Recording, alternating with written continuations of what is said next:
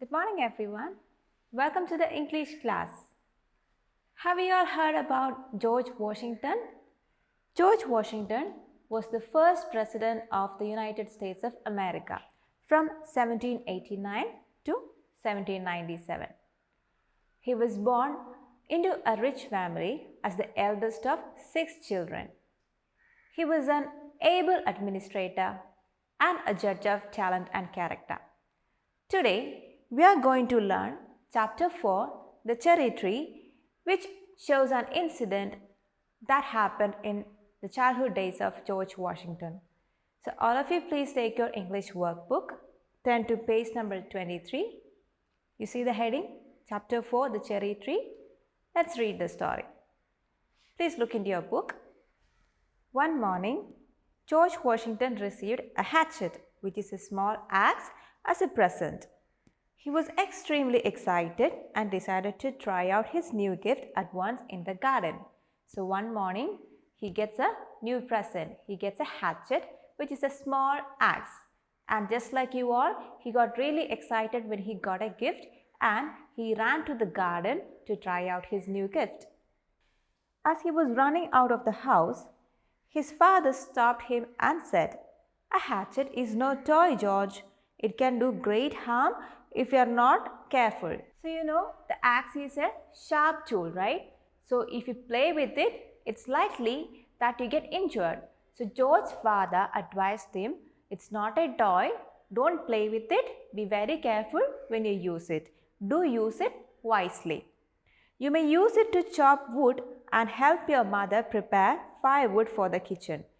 So his father told him he can use the hatchet to chop wood so that it will be a help for his mother so that the wood can be used as firewood in the kitchen. The boy listened to his father's advice quietly. He promised he would be careful and walked out of the house towards the garden. So George listened to his father's advice and he promised and he assured his father that he would be very careful with it and just won't play with it. George reached the garden and forgot his father's words. He first used the hatchet on a patch of weeds which were growing near the flower bed. He was excited to see just how sharp the blade was and how it could cut through the thickest of weeds in a single sweep. So he got really excited when he ran to the garden and he tried out the axe, the small axe or the hatchet on some weeds which were growing near the flower bed in the garden. He was just amazed to see how the hatchet could remove the weeds in just one quick sweep. So he kept on using the hatchet on different plants and trees. This encouraged him to move on to other plants. So when he saw the weeds were gone in just one sweep, he thought he should try it on other plants as well. At the end of the garden was a small area where George's father had planted some of his choicest trees. One of them was a young cherry tree. So there was this area in the garden where George's father had planted some of his favorite trees. And one of the trees was a young cherry tree. George stood in front of the cherry tree. He looked at it and wondered if he would be able to cut it down in one go. George's father had advised him not to play with it, do use it wisely to chop wood to use as firewood in the kitchen. But George forgot his father's words as soon as he reached the garden. So when he saw the cherry tree, he thought he should try the hatchet on the cherry tree. So what did he do? With great excitement and determination, George swung the hatchet and hacked the cherry tree in 2 pieces in one swift motion. So George goes to the end of the garden where his father had planted his choicest trees, his favorite trees, and George sees this cherry tree and he thought, I should try this hatchet on this cherry tree. And in just one quick motion, in just one quick sweep, he cut the cherry tree with the hatchet in 2 pieces. He cut a few more weeds in the garden before he went back home and washed up for dinner. So he continued this act of his and he tried out the hatchet on a few more weeds and in the evening, he went back home and he was ready for dinner after washing up. In the evening, on his way back home from work, Mr. Washington saw the cherry tree cut in two. He entered the house and asked his wife in an angry tone if she knew who had cut down the tree. George heard his father's voice from his room. So it was evening, it was time for dinner, and Mr. Washington came back home after his work. So when he got back his home, he saw one of his choicest trees, the young cherry tree, being cut in two. He got really angry seeing this, and he called out to his wife and asked her if she knew who had done this. And George heard his father's voice from his room. Though he was terrified of his father's anger and knew that the punishment would be severe, he also knew that he had to tell the truth. George knew he did something wrong. When he heard his father's voice from the room, he knew he was going to get some severe punishment. He knew his father was angry. But at the same time, he knew he had to tell the truth instead of lie. Frightened, George walked to the room where his father and mother were talking and said, "I cannot tell a lie, father. I cut down your cherry tree."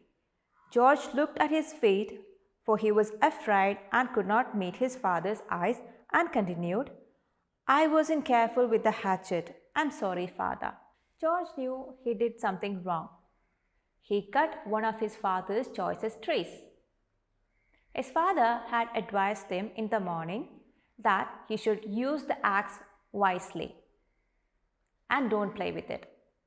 But as soon as George entered the garden, he forgot his father's words.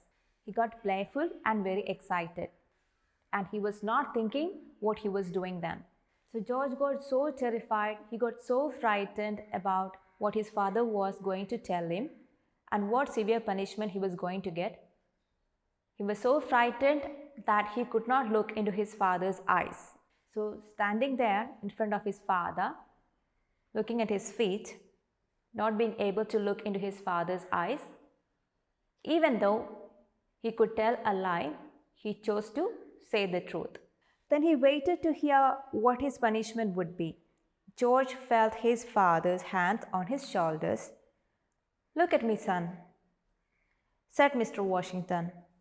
George looked up at his father. To George's surprise, his father looked calm as he said. So his father patted him on his shoulders and told him, "Look at me, son."